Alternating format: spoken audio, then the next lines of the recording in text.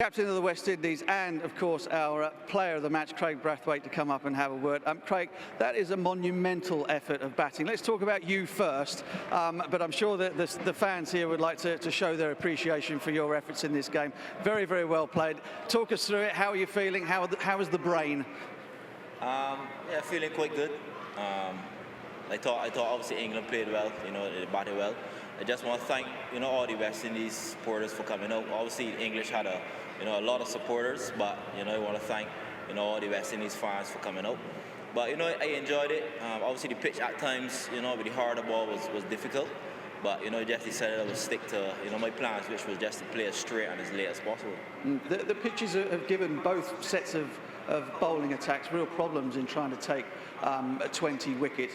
Is that something that you'd like to see change in the last Test match? Obviously, you go down to the last one with things 0-0, and there's a result on the line in the first Richards Botham Trophy. Would you like to see a little bit more in some of these tracks to help out your bowlers?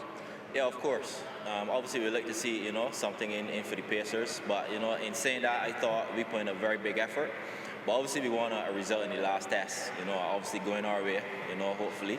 But obviously, we have to see what Grenada they produce. But let's hope it has in something for the Pacers. As far as records are concerned, that you have batted for the longest of any West Indian batsman in the history of the game in these islands. Well, I heard it when I went in, and that's amazing to hear. And obviously putting in a lot of work through the years, and to do it at home, for me is a quite pleasing feeling. Obviously, my family here, so I'm very, very happy and thankful. You didn't do it by yourself. You had terrific support from Jermaine Blackwood in the first innings there. When things, England put 500 on the board, and that scoreboard pressure can cause a team problems. You must have been delighted with the fight that your team showed to take the game deep and give yourself a chance of perhaps not winning the game, but certainly saving it comfortably. Yeah, I thought it was a tremendous effort. Obviously Jermaine, came and didn't get runs in the first innings, but when we came out, we had the right attitude, and we just decided we would fight. Obviously, England bowled extremely well, but it was good that a team put up 500, and for us as a team, we could fight and put 400 back, 180 overs. I thought that was a superb effort, and obviously coming today, Jermaine again and Joshua Da Silva fighting at the end. That's the attitude we want. That's what the fans obviously want to see, and once we continue fighting like that and have the right attitude, I think this Test team will do well.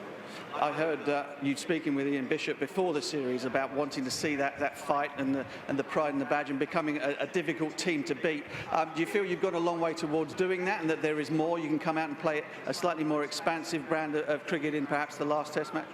Yeah, I think in periods we could, but I think it's a start. Spending time at the crease and batting, for 3 new balls. I think that's a great start.